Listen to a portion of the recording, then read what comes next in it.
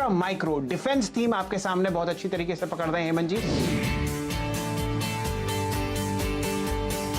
10% का सर्किट आपको एजीस लॉजिस्टिक्स में भी आता हुआ दिखेगा। कल का खिलाड़ी आज बताया आपको Astra Micro, Grauer and Weil, Aegis Logistics और एस्टेक लाइफ साइंसेस। तो हेमंत और नीरज की ओर से ये शानदार कॉल्स जो आपको मिले, और ध्यान रखिए ये कल का खिलाड़ी आज है। या तो दो कल के खिलाड़ी आज हमने दिए थे शुक्रवार को, और इन दोनों शेयरों को नीरज और मैंने देखिए अपनी टीम में शामिल किया है। स्वागत है आप सभी का सीएनबीसी आवाज पर। आप देख रहे हैं स्टॉक 2020 का बेहतरीन मुकाबला, और मुकाबला नीरज और मेरे बीच हो रहा है, और ग्लोबल संकेत इससे बढ़िया हो नहीं सकते। अमेरिका के बाजारों में जो रैली देखने को मिली जॉब डेटा के आने के चलते, क्या गजब का मूव देखा गया था। और शुक्रवार को जब भारतीय बाजार बंद हो रहे थे तब हमने ये अनुमान नहीं था कि 800 पॉइंट से ज्यादा डाउ भागेगा, नैस्डैक नए रिकॉर्ड स्तर को नीरज लगा देगा।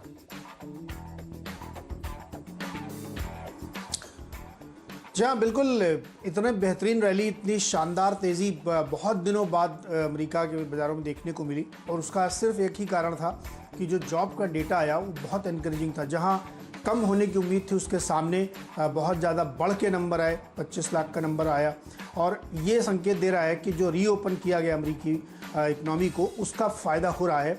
लोगों को जॉब्स मिल रहे हैं, बावजूद इसके कि वहाँ घरेलू स्तर पर थोड़ा बहुत तनाव चल रहा है फ्लैट को लेकर के, लेकिन उसके बावजूद बहुत बढ़िया तेज़ी देखने को मिली, और उसका फ़ायदा पूरी दुनिया के दूसरे बाज़ारों में भी आया, क्योंकि दूसरी इकोनॉमीज़ भी ओपन अप हो रही हैं, तो वहाँ के बाज़ारों में सेम सेंटीमेंट प्रिवेल करता हुआ दिख रहा है। आप अब देखिए एशियाई मार्केट का जिस तरीके से इस समय बिहेवियर है, डाउ फ्यूचर अभी भी 125-150 पॉइंट ऊपर दिख रहा है, तो एक लगातार माहौल बना हुआ है। और दोनों ही आप इंडेक्स अगर फॉरेन के देखेंगे, डाउ और नैस्डैक, तो लगातार हाईस पे हाई बनाते हुए दिख रहे हैं। ये संकेत दिखाता है कि किस तरीके से रीओपनिंग का फ़ायदा हुआ है।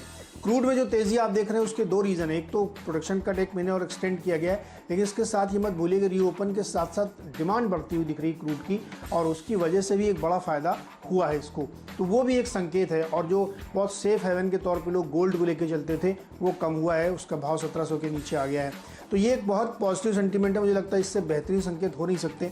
फेड की बैठक आज से शुरू हो रही है, आज रात से शुरू हो जाएगी, उसके बाद फिर हमें गुरुवार को सुबह जब पता चलेगा तो उसमें उनकी कमेंट्री सुनने को मिलेगी, क्योंकि एक्शंस जो लेने थे वो सारे वो ऑलरेडी ले चुके हैं, लेकिन कमेंट्री इंपॉर्टेंट होगी।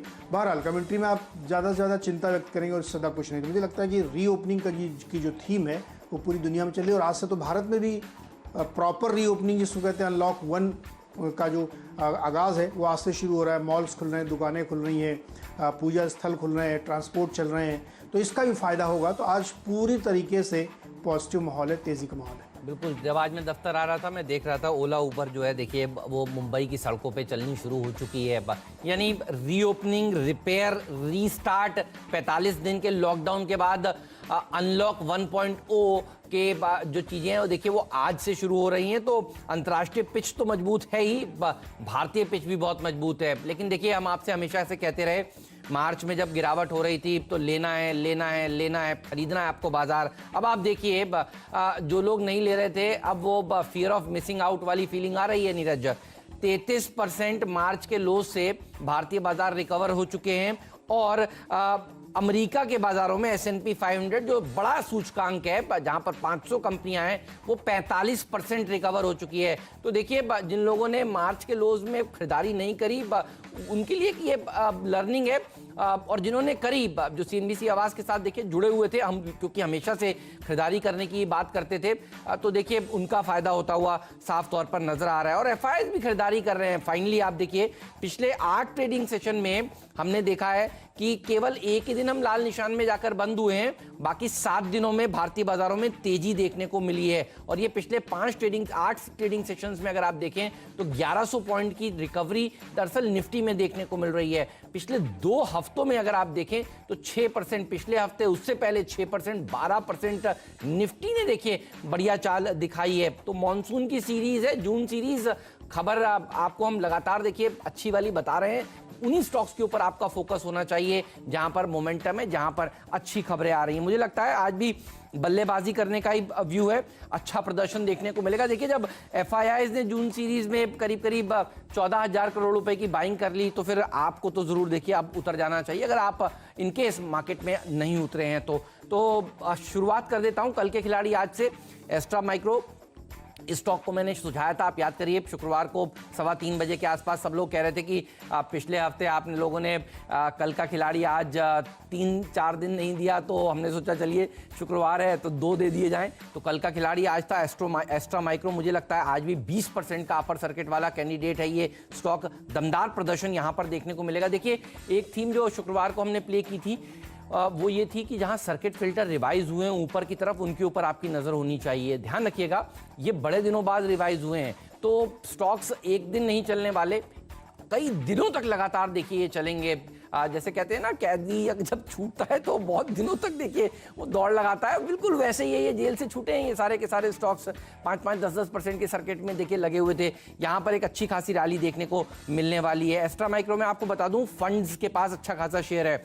सुंदरम के पास, आईसीआईसीआई प्रू के पास, एलएनटी के पास करीब 12.5% हिस्सेदारी है और प्रमोटर्स की हिस्सेदारी कम है, देखिए 10% के आसपास की हिस्सेदारी है।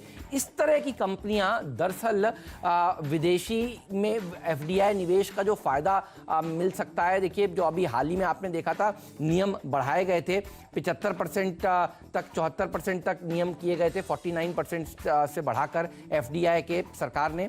उसका फायदा इस तरह की कंपनियों को मिलेगा जहां पर इंस्टीट्यूशनल होल्डिंग्स देखिए बड़ी हैं। और यहां पर अगर आप देखें तो टेक्समैको ग्रुप के पास और पूरी कॉर्पोरेट एंटिटीज के पास करीब 23% हिस्सेदारी है। तो प्रमोटर साइंटिस्ट हैं, मुझे लगता है ये कई दिनों तक अच्छा प्रदर्शन दिखाता हुआ आपको नजर आएगा। और अगर कोई डील का अनाउंसमेंट होता है आगे चलकर, जो कि पहले भी देखिए बज रहता था कि इस तरह का एक्शन हो सकता है, मुझे लगता है क्योंकि इन नियम आने के बाद ऑटोमेटिक रूप से एफडीआई के नियम जो खुले हैं डिफेंस में, उसके बाद यहाँ पर ये शेयर और अच्छा प्रदर्शन दिखाएगा। तो आज 20% का सर्किट फिर से लगेगा, इस पर रखिएगा नजर। और जो हम आपको शुरुआत में कह रहे थे अनलॉक 1.0 की थीम को खेलने के लिए मैंने ग्रॉवर एंड व्हील को टीम में शामिल किया। ये 20% का सर्किट वाला कैंडिडेट है। और आप देखिए ये भी ग्रॉवर 101 मॉल चलाती है, 7.5 लाख स्क्वायर फीट का मॉल है इनके पास कांदीवली में। और हमने देखा है फिनिक्स मिल्स के स्टॉक में किस तरह की तेजी देखने को मिली है। डॉक्टर साहब एक बार फिनिक्स मिल्स का करीब हफ्ते भर का चार्ट दिखाइए ताकि लोगों को समझ में आए मैं क्यों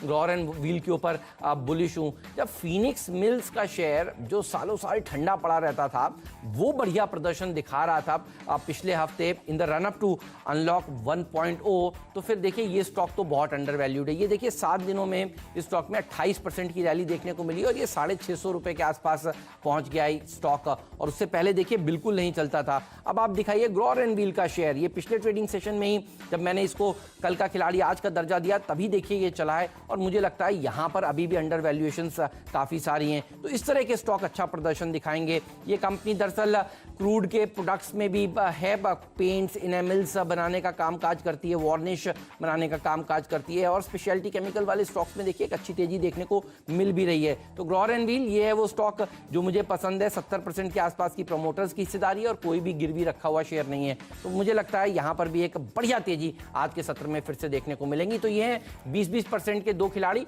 जिनको मैंने शुक्रवार को भी अपनी टीम में शामिल किया था और आज ओपनिंग में इन्हीं से कर रहा हूं।